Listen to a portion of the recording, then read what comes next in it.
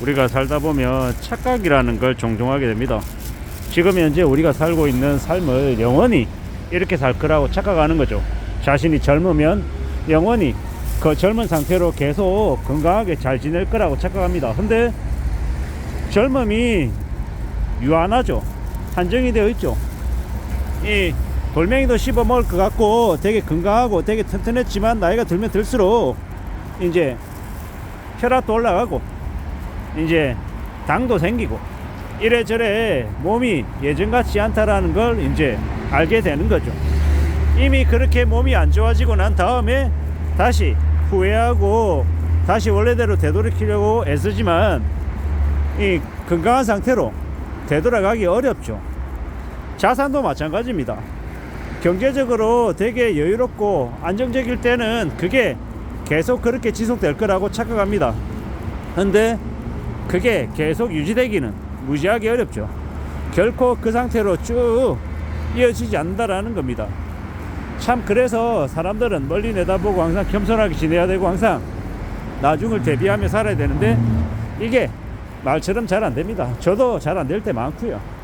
지금이야 저도 이제 조금 정신이 이제 차려져서 지금은 이 근검절약하고 소비도 최소로 줄이고 나름 그래도 이 군더더기가 다 제거된 상태로 지내지만 제가 계속 그래 왔겠냐고요? 아니죠.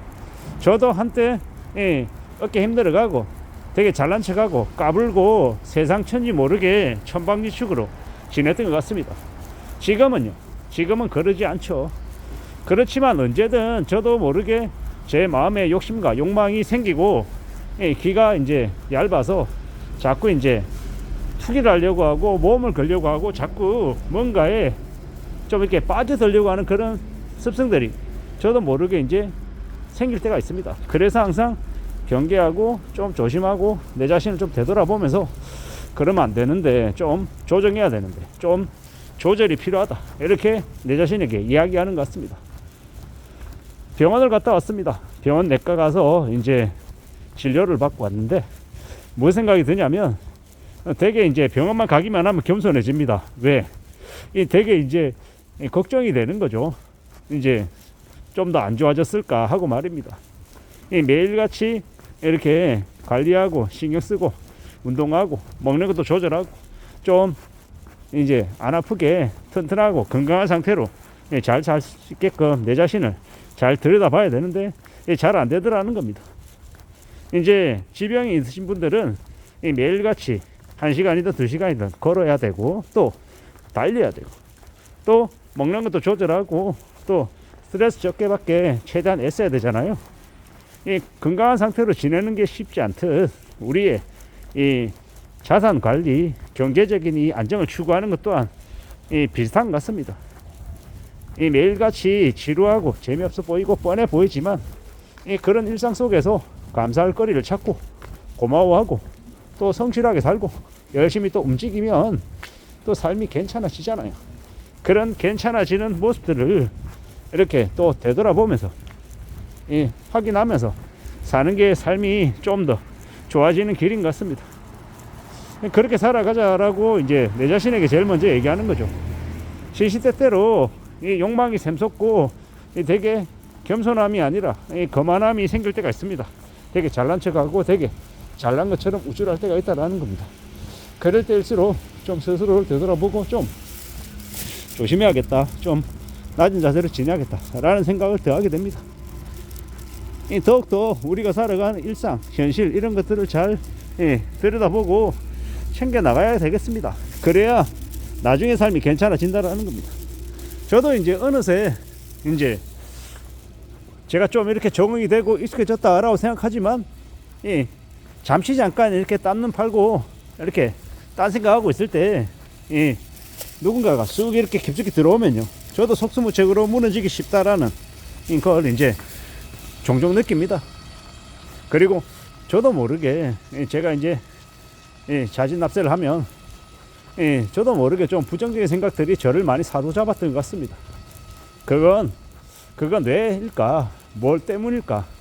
라고 이렇게 스스로에게 이제 물어보면 계속 이제 살아왔던 삶 자체가 좀 그닥 이렇게 잘 안 풀리다 보니까 저도 모르게 그런 마음들이 깊어졌던 것 같습니다.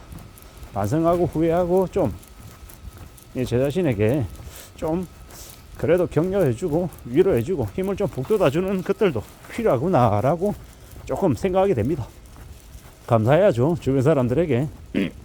제가 꼭 뭐 물질적으로 누군가에게 뭐 베풀지 못한다 하더라도 저 인사 먼저 하고 식당에 가서 수저 놨는 거 그거 내가 먼저 이렇게 하고 주변 정리정돈하고 내가 남에게 조금이라도 도움이 되려고 애쓰고 그런 마음을 가지고 있고 그런 것들을 또 행동으로 내보인다라고 하면 그러면 저를 볼 때 아무리 미워하고 아무리 싫어하는 사람이라고 해도 그래도 뭐 좀 그런 마음들이 조금이라도 줄어들지 않을까 뭐 이런 생각을 해봅니다.